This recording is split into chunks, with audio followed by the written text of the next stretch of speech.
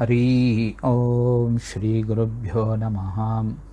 हरि ओम। ओम गं गणपतये नमः। ओम गं गुरुभ्यो नमः। ओम ऐं सरस्वत्यै नमः। ओम गणानां त्वा गणपतिं अवामहे कविं कवीनाम् उपमस्त्रमस्तवं ज्येष्ठराजं ब्रह्मणां ब्रह्मणस्पद आन श्रवन्नो देवी सीदसादनम्। ओम श्री महागणपतये नमः। गुरुर्ब्रह्मा गुरुर्विष्णुः गुरुर्देवो महेश्वरः गुरुरेव परं ब्रह्म तस्मै श्री गुरवे नमः।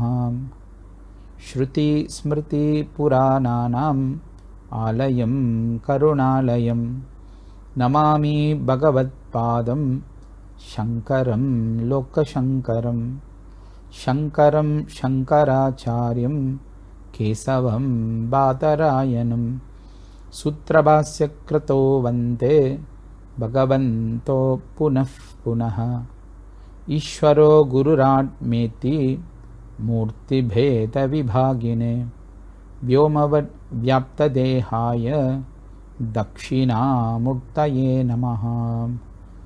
ॐ सहना भवतु सहनो भुनक्तु सह वीर्यं करवावहै तेजस्विनावतीतमस्तु मा विद्विषावहै। ॐ शान्ति शान्ति शान्तिः।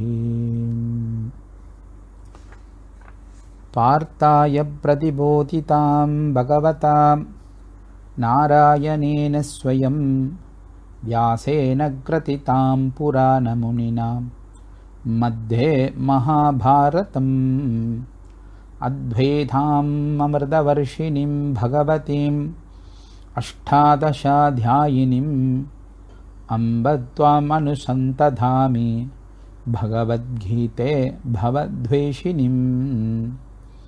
नमोऽस्तु ते व्यासविशालबुद्धे पुल्लारविन्धयदपत्रनेत्र येन त्वया भारततैलपूर्णः प्रज्वालितो ज्ञानमयः प्रदीपः। प्रपन्नपारिजाताय स्तोत्रवेत्रैकपाणये ज्ञानमुद्राय कृष्णाय गीतामृतदुहे नमः। सर्वोपनिषदो गावः धोक्ता गोपालनन्दनः पार्थो वत्सः सुधीर्भुक्ता दुग्धं गीतामृतं महत्। वसुदेवसुदं देवं कंसचाणूरमर्दनं देवकी परमानन्दं कृष्णं वन्दे जगद्गुरुं। भीष्मद्रोणतटा जयत्रदाजला गान्धारनीलोत्पला शल्यग्राहवती कृपेण वहने कर्णेन वेलाकुला। अश्वत्थामविकर्णघोरमकरा दुर्योधनावर्तिनी स्वोत्तीर्णा खलु पाण्डवैरणनदी कैवर्तककेशवः। पाराशर्यवचः सरोजममलं गीतार्थगण्ठोत्कटं नानाख्यानगकेसरं हरिकथां सम्बोधनाभूतितं। लोके सज्जनषट्पदैरहरहः पेपीयमानं मुदा भूयाद्भारतपङ्कजं कलिमल प्रध्वंसिनः श्रेयसे। मूकं करोति वाचालं पङ्गुं लङ्घयते गिरिं यत्कृपातमहं वन्दे परमानन्दमाधवम्।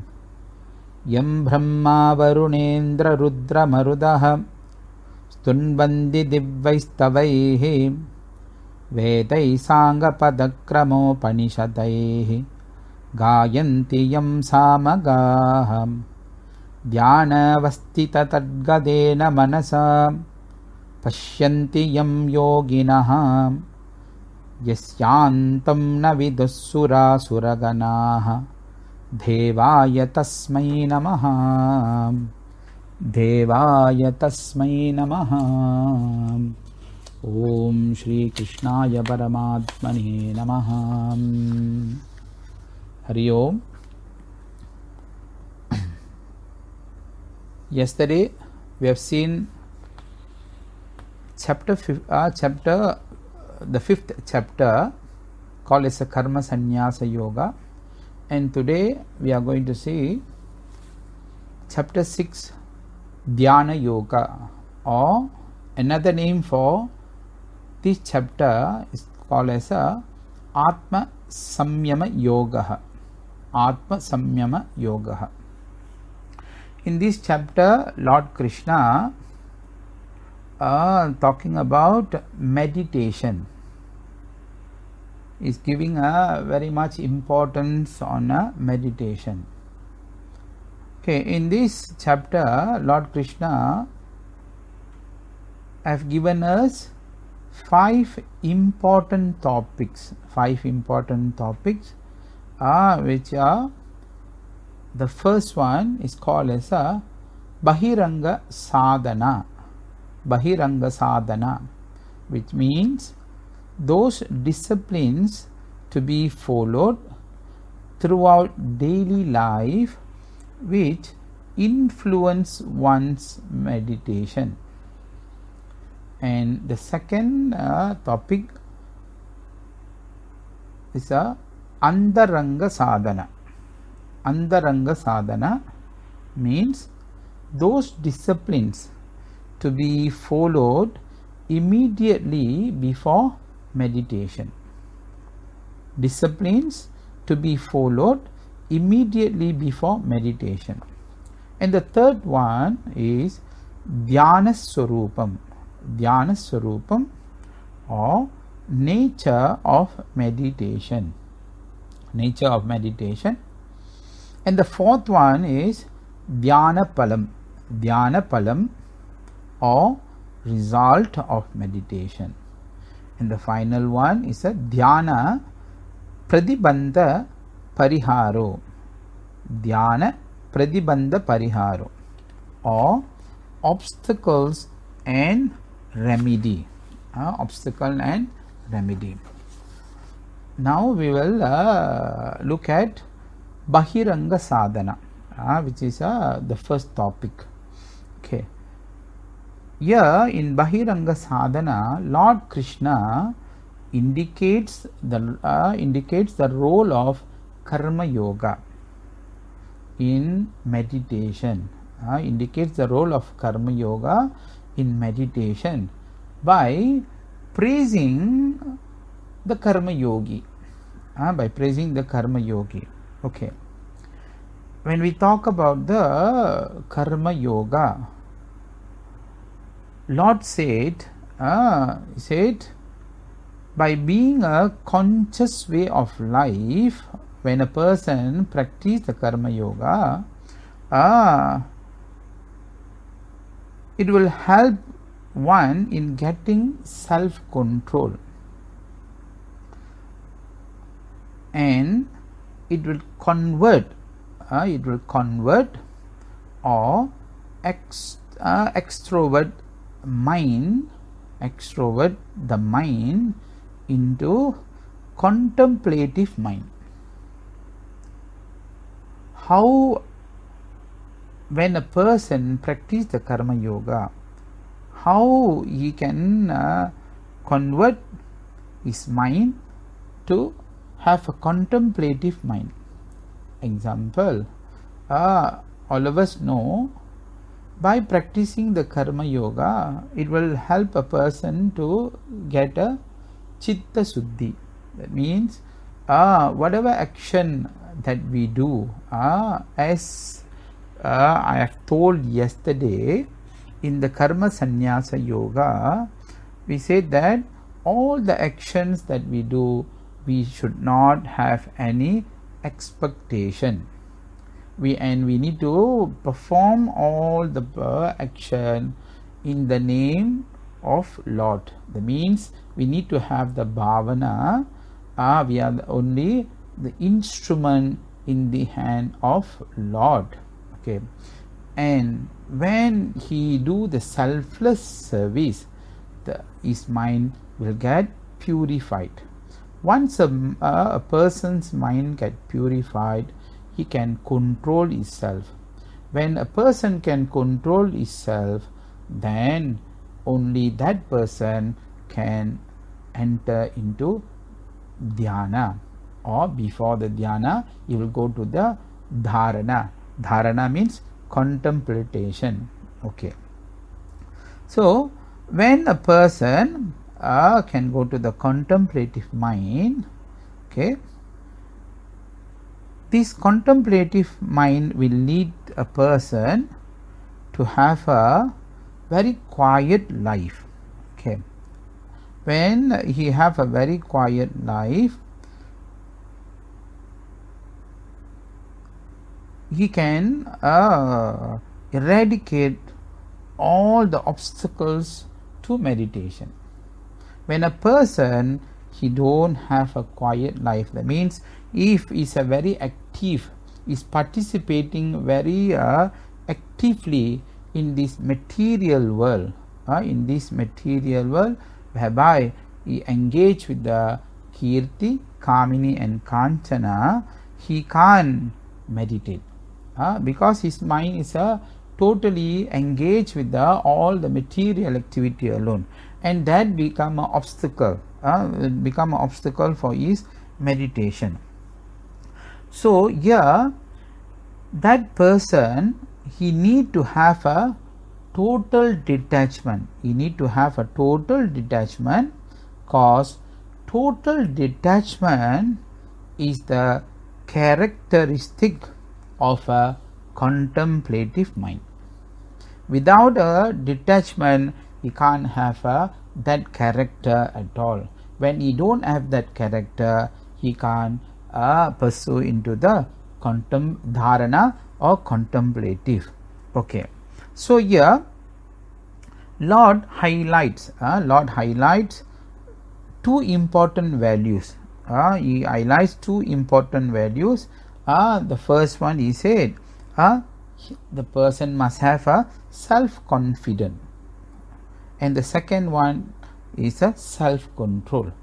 So here, if a person don't have a self-confidence and also you don't have a self-confidence and self-control, or lacking of these two will become an obstacle for him to persuade in spiritual path as well as in every field, even in the any other field also. Why I said like that? A person who can't, who don't have a confidence and also self-control, he can't perform any work perfectly. In that, Lord gives us an instruction. He says we must practice these two values to be a supporting force in every field. Okay, especially to establish in a vision of Atma or vision of equality. In a vision of Atma and vision of equality. Okay, and in sloka 16 and 17, Lord Krishna said, he also mentioned about other disciplines that the meditator need to practice. He said, for a person to enter into this upasana or meditation, he must have a very moderate. He must have a very moderate or moderation in eating, sleeping, working, and also resting. That means everything need to be you need to perform very wisely. That means you cannot overeat. If he overeating, then he can't meditate. If a person is having a too much of sleep, then he also will have a tamasic. You will be a very tamasic person. Overeating also become a very tamasic person. Oversleeping also will become a tamasic person. And working, if is a very rajasic person, working hard means you will be a very rajasic person. A rajasic person also you cannot concentrate, because he will is vikshepa. That means he can't, the mind will be always wandering.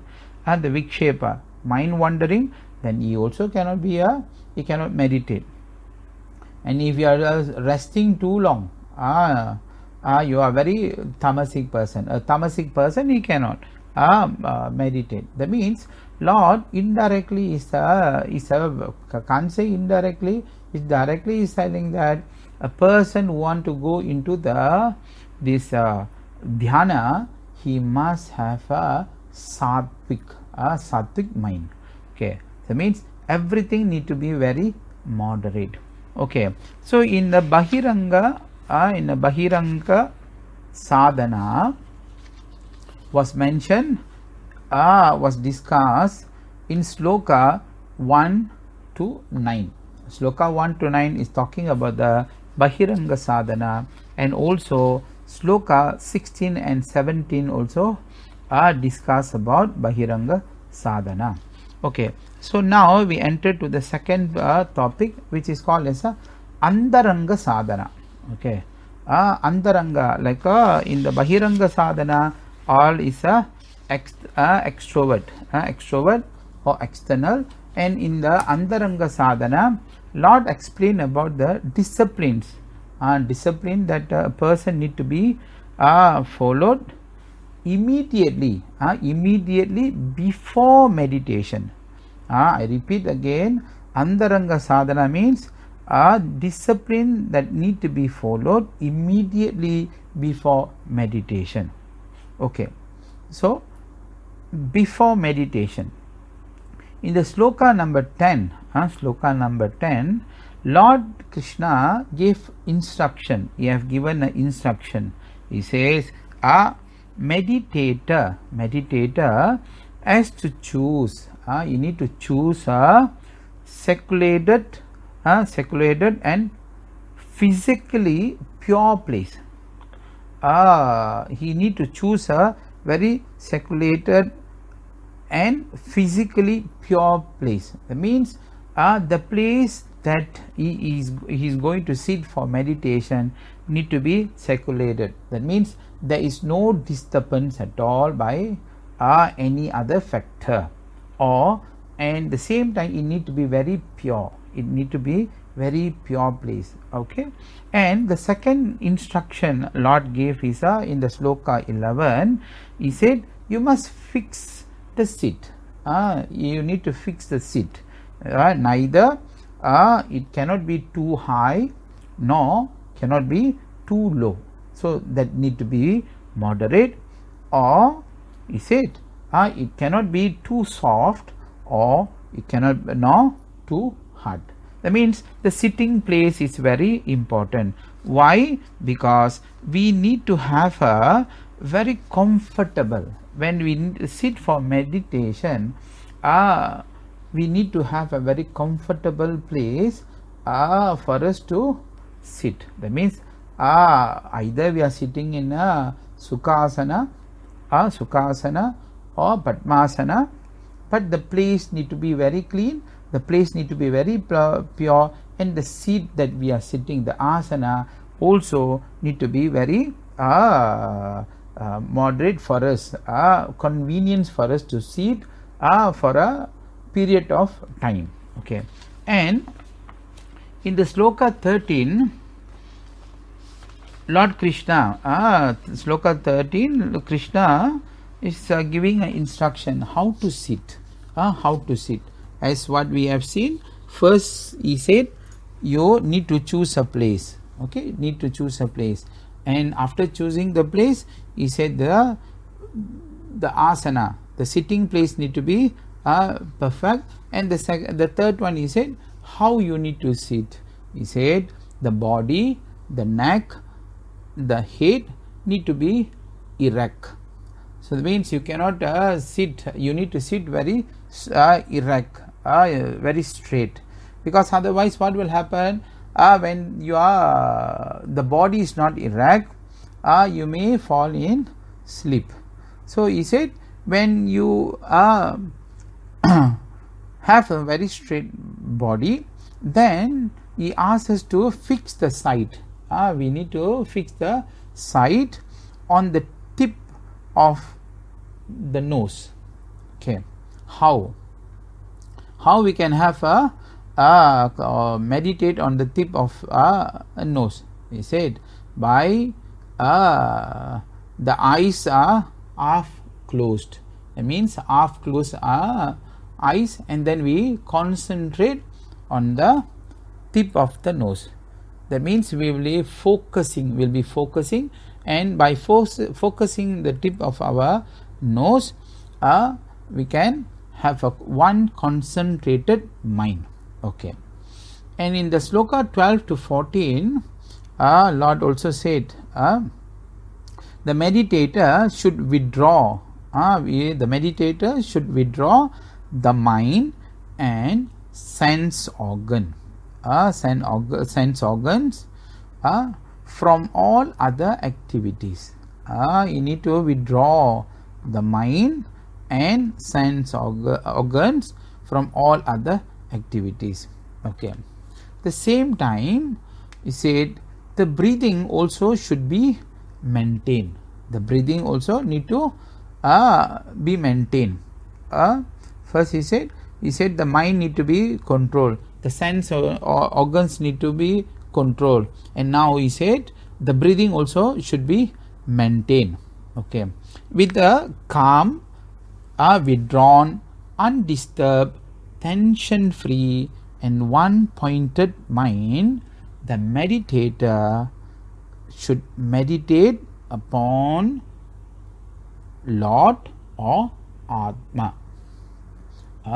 Many people will be asking what we are going to meditate, how to meditate, so many questions, and nowadays it's very become very famous, people talking about the guided meditation. Okay, and in when we talk about the guided meditation, all these Lord Krishna is giving us, okay, how to meditate, what we supposed to do. So he said we should meditate on the Lord or Atma.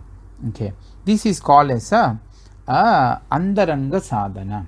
Okay, and the third one is dhyana swarupam and palam. Dhyana swarupam and palam. Yeah, just now I have combined dhyana swarupam, or the nature of meditation, also the pala or result of meditation. Because we short of time, I combine these two, dhyana swarupam and palam. Okay. When we talk about the dhyana swarupam is the nature. What did we call as the nature of meditation? Meditation is nothing but abidance or withdrawn mind in Atma. Or we say that abidance in Atma, or withdraw our mind in Atma. We are focusing in Atma. Okay, how we can withdraw the mind? How we can abide in Atma? Lord says, firstly, you must give up. You need to give up all your desires, and you need to restrain. The senses through the mind. Restrain the senses through the mind, so that one should gradually bring back the mind with the help of discriminative intellect. So now this is what we call as a sadhana chadushtaya. In a sadhana chatushtaya, or we call as a qualification, four mean qualification. In the first four mean qualification or sadhana chatushtaya, the first qualification for a person or jignasu to enter into the jnana yoga is viveka. Okay, viveka, or in English we call as a discrimination, or discriminative intellect. Yeah, in a tattva bodha, he said, what is the meaning of discrimination? He said, nitya anitya vastu vivekaha is a viveka. Okay, so here, once the mind abide in Atma, then there should be no other thought. Okay, as what I said, when you have a discriminative mind, when you know which is truth and which is fault, then the truth alone, the truth is Atma. Once you abide in the Atma, then there should be no other thought. Okay, no other thought arise in your mind. Okay, but we normally, when we sit for meditation, so many thoughts, so many disturbance will come. Okay, generally that is what happen. Okay, so when the mind get distracted, the meditator has to bring it back from the respective field. That means whatever comes and disturbs us, okay, we need to slowly bring it back to one's own Atma. That means we need to bring the thought back to the Atma. Okay, we keep on talking about we need to meditate on Atma, we need to bring back the thought to the Atma, but Bhagavad Gita very clearly, even the Vedas and the Upanishads, very clearly said that Atma is not an object. Okay, when it is not an object, okay, how when it is not an object, how we can experience the Atma? Okay, when it is not the object, how we can thought of it, or how we can experience it? Because Atma means we said it's a very clearly we said the Atma it's a attributeless. When Atma is a attributeless, how we are going to have the thought about the Atma, or how we are going to experience the attributeless Atma? So here we said how to meditate. Even for that Lord gave answer. He said how to meditate on Atma. The Shastra says you need to abide on Atma with knowledge. With the knowledge. That is the reason, you see, the continuation. When we go through the Bhagavad Gita, all the previous chapter need to be in our mind. In the chapter 4, we spoke about the Jnana Karma Sannyasa Yoga. Jnana Karma Sannyasa Yoga. Then comes to the chapter 5, Karma Sannyasa Yoga. Okay. Then now the Dhyana Yoga. So that means we are bringing the knowledge. So in the Bhagavad Gita, chapter 2, Sloka 24, Lord Krishna have given Nitya Sarvagata Sthano Achaloyam Sanadanaha. Nitya Sarvagata Sthano Achaloyam Sanadanaha. So that means this is the attributes of Atma.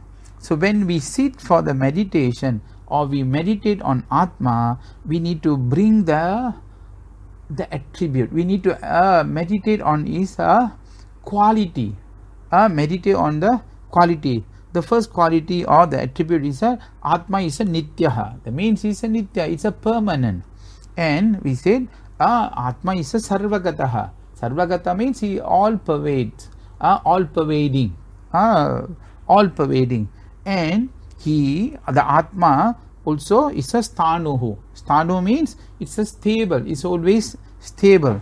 And the Atma is a achaloyam, achaloyam or achalaha. That means it is a immovable, it's immovable.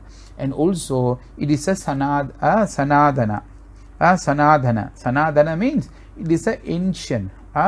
From the day one itself, the Atma is there. So that means we need to meditate. When we say meditate on Atma, we meditate on the attributes of this Atma. We need to think about all these attributes. So the Shastra says, use your knowledge to meditate on these attributes or the concept or the quality of the Atma by the thought of Aham Brahmasmi. Aham Brahmasmi means I am that.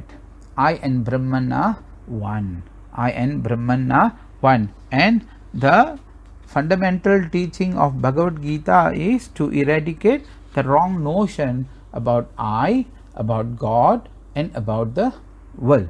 Okay, I, God, and world.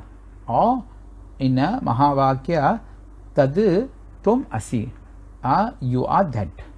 You are that means we can divide Bhagavad Gita to first 6 chapter, second 6 chapter, third 6 chapter. And Tad Tum Asi. Tad Tum means you are that. You are that means you and Brahman are one. Or when we bring it in another way, you are that will become a Aham Brahmasi. I am that. So that means meditate on Atma means we should meditate using the knowledge about the attribute of the quality of the concept of the Atma. Okay, by having a constant meditation or abiding in the Atma, the meditator will have a permanent peace. You'll be getting a permanent peace. When a person getting a permanent peace, he will have a permanent happiness. He will be getting a permanent happiness. That means he will comes to a enjoy. Okay. And when he get the permanent peace, this culminates to attain Videha Mukti. Videha Mukti means permanent peace will culminate to a attainment of a Videha Mukti or liberation. Okay. This Ananta, when a person attain a Videha Mukti or liberation, Videha Mukti means you will be getting a permanent Ananta. As what I said, comes to the permanent happiness. Okay, permanent happiness is a Ananta. This Ananta is not a sensual. It's not a sensual. It transcends all the limits. It transcends all the limit where he discovered inner fullness.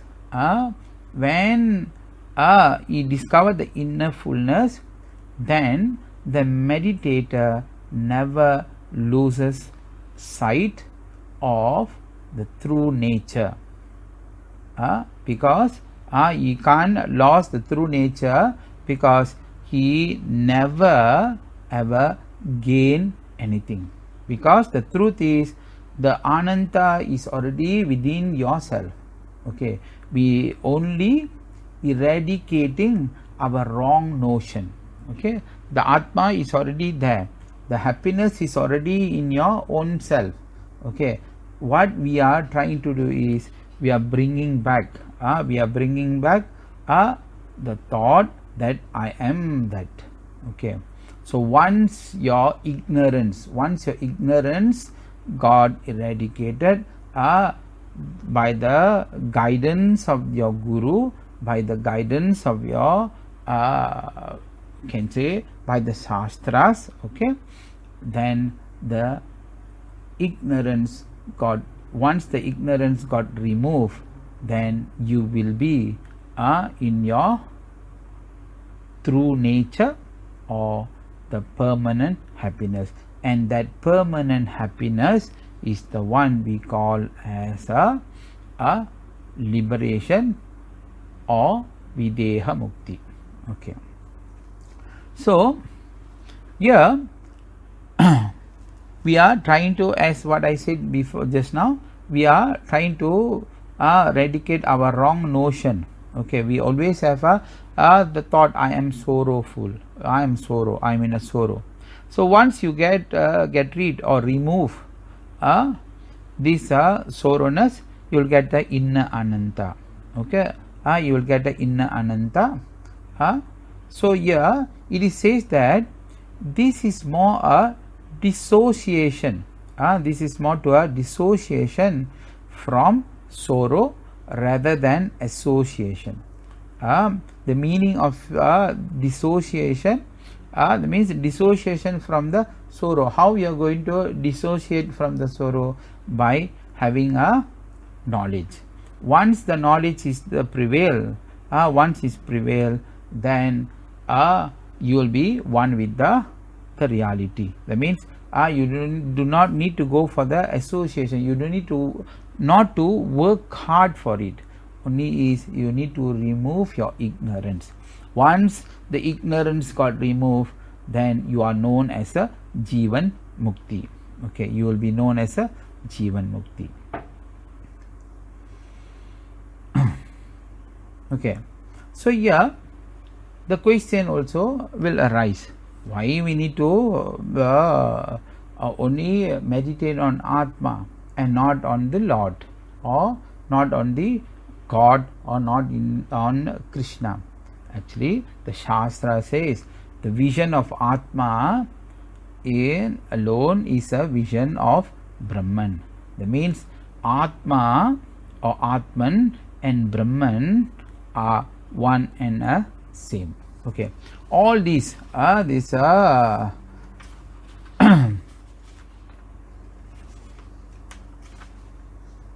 Dhyana Swarupam and also the Pala, this was discussed by Lord from Sloka 12 to Sloka 32. Okay, so now we will enter to the Dhyana Pradibandha Pariharo. Okay, Dhyana Pradibandha Pariharo. Okay, in this part Lord discuss about the obstacles and the remedy. Okay, normally why we have the obstacles? Why we have obstacles?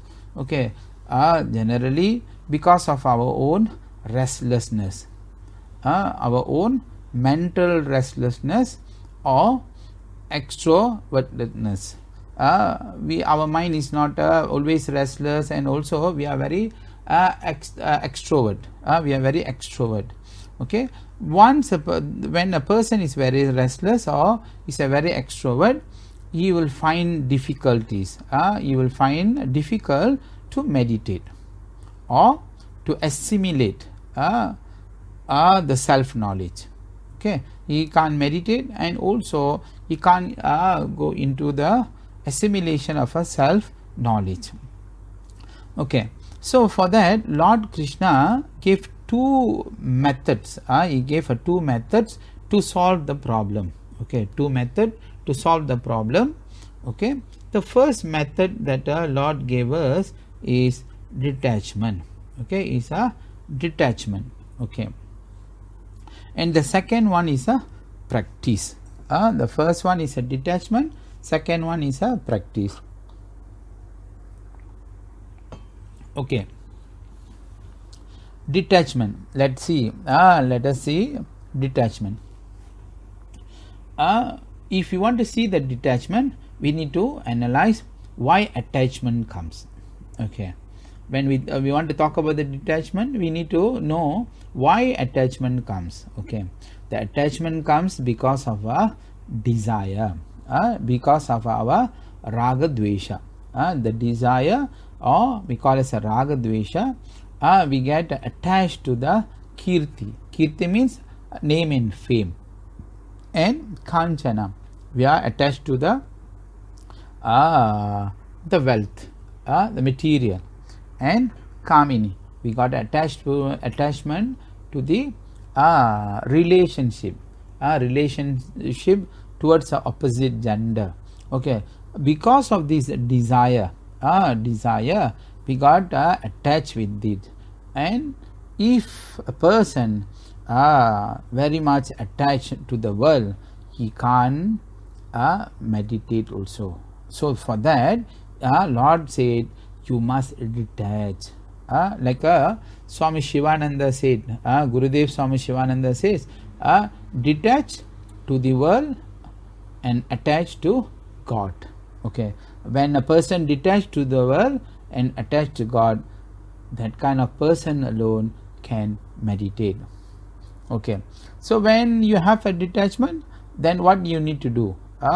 You need to practice.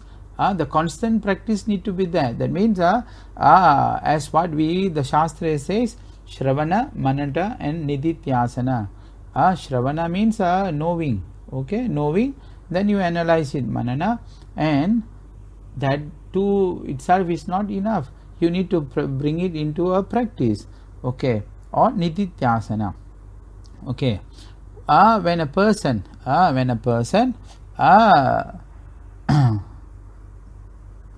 practice, okay, by having a constant practice,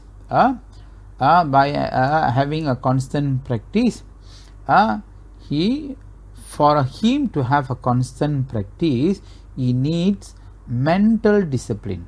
Okay, for a person to have a constant practice, or to attain that constant practice, that person need a mental discipline. Okay, what is we call as a mental discipline?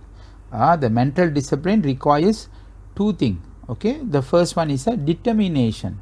Okay, determination, or the second one is a patience. Okay, determination and patience. Okay, for you to have a mental discipline, it requires determination and patience. Okay, this is a two method Lord have given us. Okay, and suddenly now Arjuna have a doubt. Okay, you see the topic itself is a dhyana pradi bandha pariharo. That means pariharo means parihara. Okay, so Lord is trying to help Arjuna to clear all his doubt.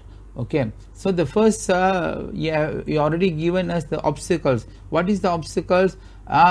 Mental restlessness and our extrovertness. So that means he said when a person has a restlessness and extrovert, he will find it very difficult to meditate or assimilate on the self knowledge. So for that, Lord says to assimilate, he gave a remedy. He said you need to detach, and second he said you need to practice. Okay, now you already given the remedy, but Arjuna still have a doubt. Okay, so he asked Lord Krishna. He said, how if a meditator fallen from meditation, because our life is not permanent, we can quit, the life will come to end. Okay, the death is will come anytime. So what will happen? So that is the question raised by Arjuna. So here Arjuna have this doubt. He said one person fallen from meditation, Arjuna feels that a meditator has no punya, because generally Arjuna, as what we have seen, generally everybody will more into a karma yoga, more into a ritual.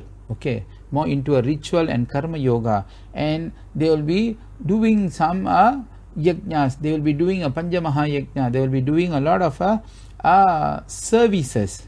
So we know by doing a service you will be getting a punya. So a person who are practicing the meditation, or the meditation will comes under the upasana kanta, upasana, the first karma yoga, or this is called as a upasana. When we do the upasana, Arjuna think that he thought that by doing the upasana it is not going to give a punya, but Lord Krishna said, the meditation itself is a punya karma. Meditation itself is a punya karma. And this punya karma is capable of giving a heaven and also ideal birth. It can give you a heaven and also ideal birth. Like in a karma yoga, or by doing the Panchamaha Yajna, or by doing the karma yoga, you'll be getting a punya. And by getting a punya, a person who have a punya, he'll be going to the Surga or heaven, and also that will determine a better life in the next birth. So as it is, by doing the upasana or meditation, this also will give you a punya karma, and it's capable of giving you a heaven and ideal birth. Okay, so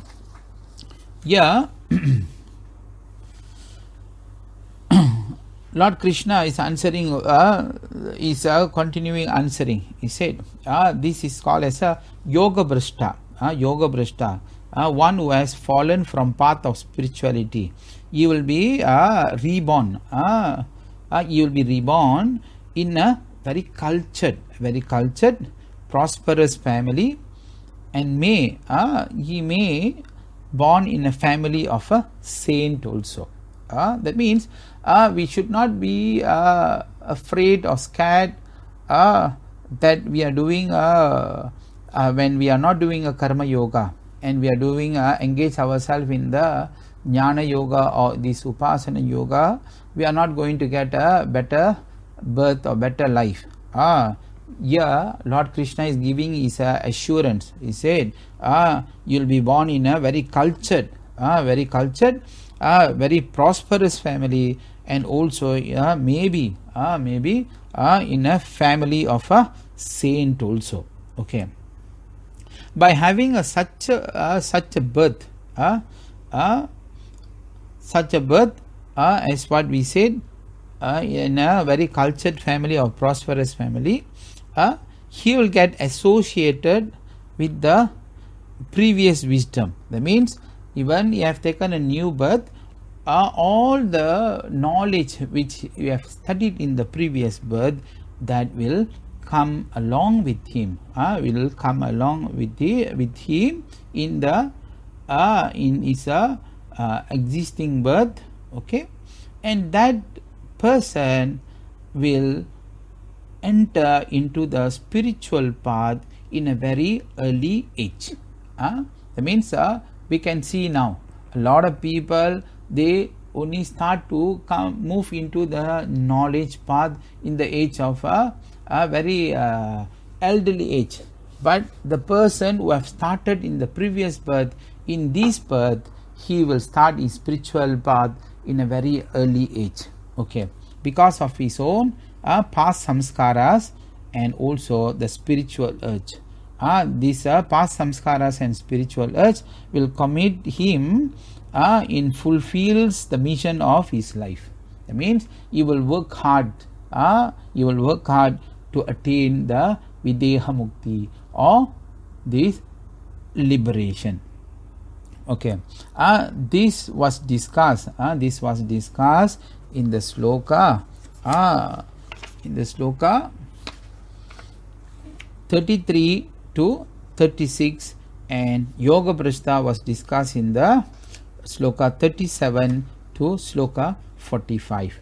And in as a conclusion here, Lord Krishna is in a yogi stuti, which comes in the sloka 46 and 47, Krishna, Lord Krishna is praising the meditator in general, and also the meditator of a Brahmatma, or we call as a Krishna Paramatma.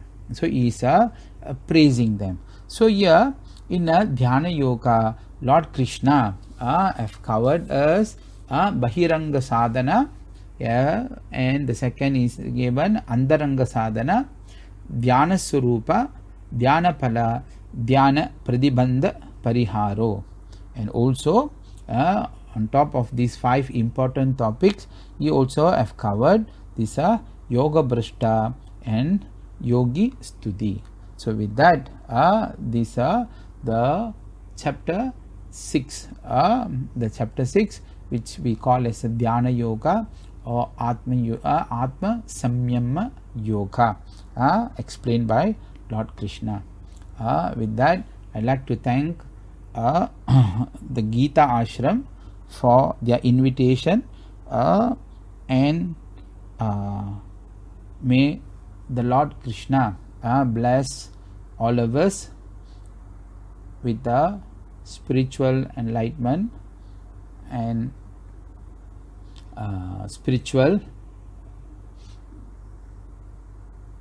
enlightenment, and may all of us will get this knowledge fully. With that, I like to thank again all of you. Hari Om Tat Sat. Om Purnamadah Purnamidam Purnat Purnamudachyate Purnasya Purnamataya Purnameva Avashishyate. Om Shanti Shanti Shanti. Hari Om Shri Gurubhyo Namaha. Hari Om. Hari Om Tat Sat.